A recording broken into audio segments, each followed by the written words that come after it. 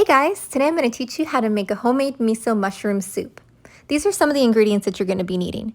Beef or chicken bone broth, garlic, ginger, bonito flakes, wakame seaweed, dried shiitake mushrooms, firm tofu, kombu seaweed, and white miso paste. Also, I'll be adding some mushrooms. You can use pretty much any mushrooms. I'm going to be adding portobello mushrooms later. But the first step I'm going to do is take 3 quarts of fresh purified water.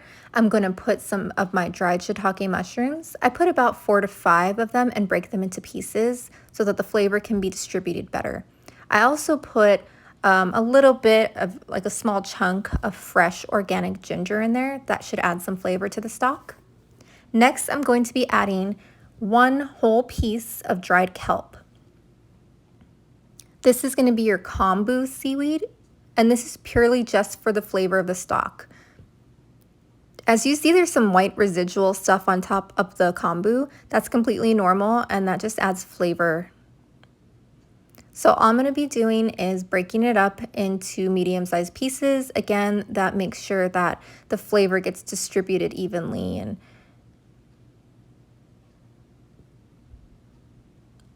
Next, I'm going to be adding the bonito flakes. This is basically just shaved fish that's dried. I add about 2 cups of that. You want to make sure you add a generous amount of the bonito flakes because this is what's going to give you a strong flavor for your soup, the base of the miso soup, and it adds a bit of saltiness too. So I'm just going to let that sit for about 15 minutes on a simmer. Then when it's done, you're going to strain all that out and you're going to be left with the base of the miso soup.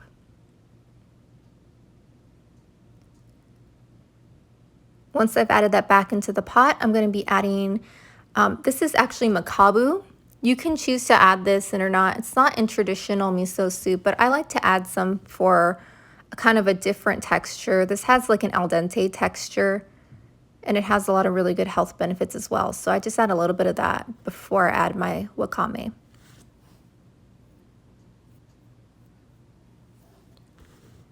Again, you can find most of these ingredients in your local Asian stores.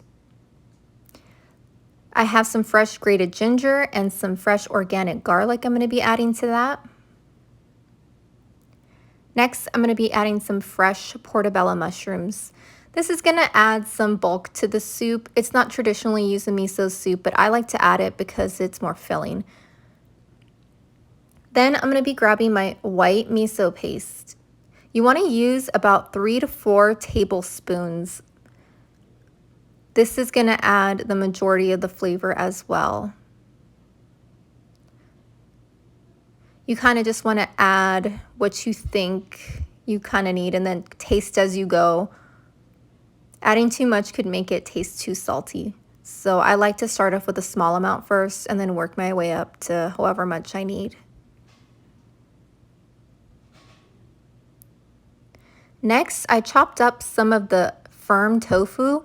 You want to make sure that it's a firmer tofu or it'll fall apart in the soup. I just kind of cut these into small dice. Next, I'm adding some organic beef bone broth. You can pretty much add either beef or chicken, it really doesn't matter.